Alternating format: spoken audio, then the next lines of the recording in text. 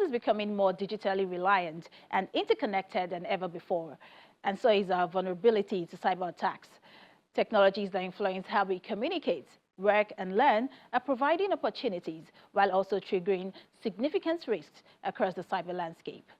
Shola Adekoye, founder of Open Innovation Access, speaks on the global cybersecurity landscape and how the world is responding to cyber threats.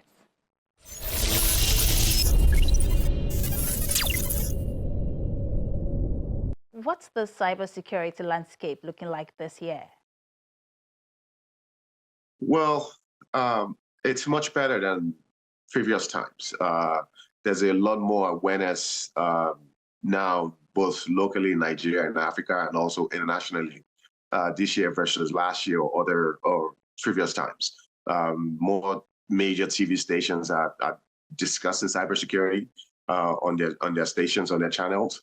And then also internationally, they're making cybersecurity a topic at international conferences like Davos and GITEX that's coming up in Morocco. The world is also advancing, the use of AI, artificial intelligence, and machine learning in fighting cybercrimes or cyber attacks. But unfortunately, with all of this infrastructure and all of these mitigation tools and methods, it is still inadequate. It's still inadequate because cyber criminals they've also gone sophisticated and have also advanced their attacks, their methods for attacks as well. So we've also seen that cyber criminals are recruiting talents faster than cyber security experts or companies. That's because, the level of poverty in some countries is contributing to this, and then also the issues that young professionals are facing is also contributing to the this migration to cybercrime industry versus cyber security industry. So with all of this, I would say that in 2023, it's a lot better. It's more promising. Many countries are doing revisions to their national policies, cybersecurity policies, as well as we saw in Nigeria as well. There's more talks about it, so it's a lot better, I would say overall. But there's still a lot to do.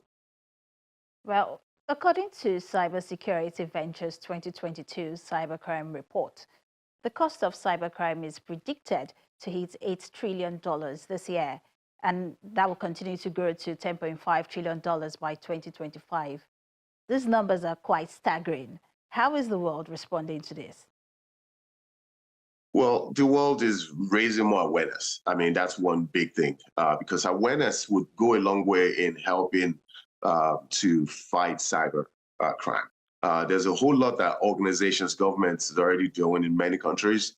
Some governments in many countries are still not doing as much, but a country is only as strong as its weakest link, like people would say. So it still lies on the individual using technology, getting on the internet to still be aware enough to be able to protect and take precautionary steps when cyber threats come through to them. It's still going to be staggering, unfortunately. In Africa, in Nigeria, what we've seen also, it's going to continue to increase as well. Not to be the bearer of bad news, but the increase in mobile technology is also going to come with an increased cyber threat. Because cyber criminals have also devised means that they've also realized that many people in Africa or Nigeria are unaware. And so then most of the digital experience and usage is done on their mobile phones. So as a result, they launch attacks through mobile phones via SMS and all these different other means. So on the average, as more and more users or more and more people in Africa or Nigeria increase their mobile technology use, we're also going to see increased mobile cybersecurity threats. So clearly, the threat is real and still growing. But how can we lower barriers to entry into cybercrime? That is it's a big. I would say it's at a much higher level. It has to start at a much higher level. Many economies, if you notice, many economies that are less economically empowering have more people migrating to cyber criminal industry because they see it as a necessity, as a way to just get out of poverty and get out of the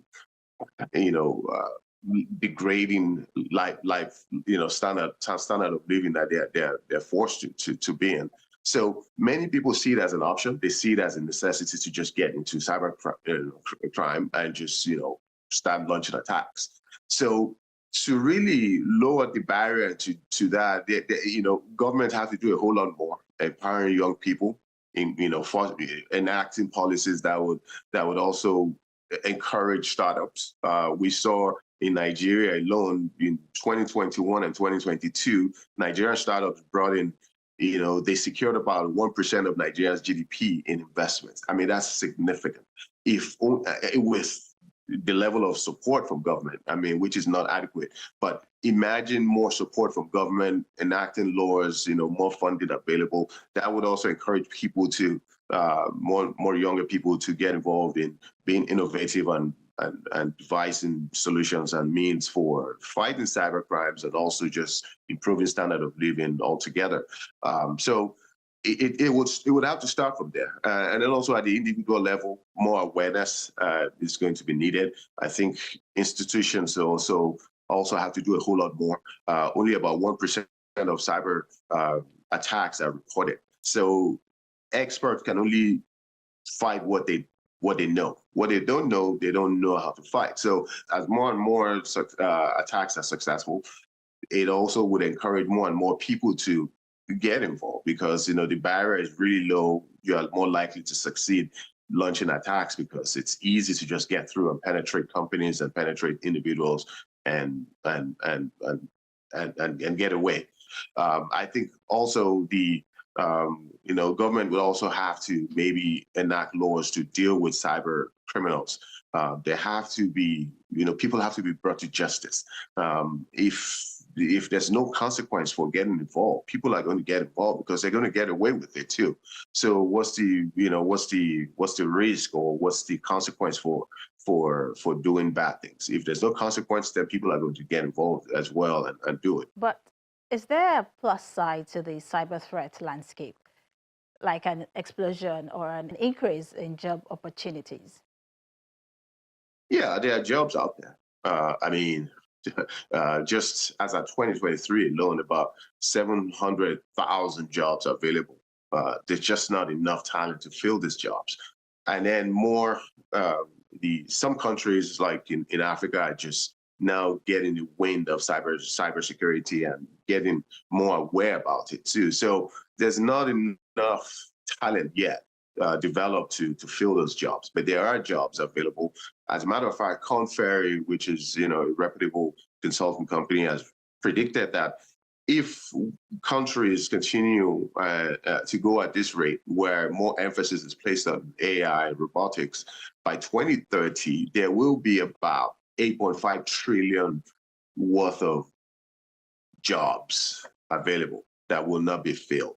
So you can imagine how many open positions there would have to be that would be worth about $8.5 trillion across the world unfilled, and what that would mean to fighting cyber crime. So that there's going to be a huge shortage as well if more emphasis is not placed on cybersecurity. So I think jobs are available. We just need to place more emphasis on cybersecurity, make people more aware. I guess maybe also companies also need to compensate people better, so that way people see it as a viable career option as opposed to all these other areas that are more high paying. Going forward, what can leaders do to secure their organizations? Leaders need to prioritize it. They need to take more proactive steps as opposed to just waiting for things to happen before you report it. And when things do happen, you need to report it on time, because cybersecurity experts know how to fight what they know about. cyber criminals are coming up with new methods, new ways all the time. And with advancing technology, there's also going to be new ways of, of launching attacks with people. So companies need to be more proactive. They need to report this attacks when they're successful, so that criminal security experts can devise means to continue to fight this. They need to continue to do more to advance talent, develop talent. Sponsor people to go to school, sponsor people to take jobs in those areas. Offer on-the-job trainings to continue to train people as they come in, as a way to encourage them, and then maybe compensate people more. That would encourage people to take cybersecurity jobs versus AI jobs versus robotics. But if cybersecurity is not prioritized, all these other career options will continue to be more enticing and more attractive to talents, because they're better paying. Well, that was such an interesting conversation with you, Shola. Thank you so much for joining us on Tech Trends. Well, thanks for having me.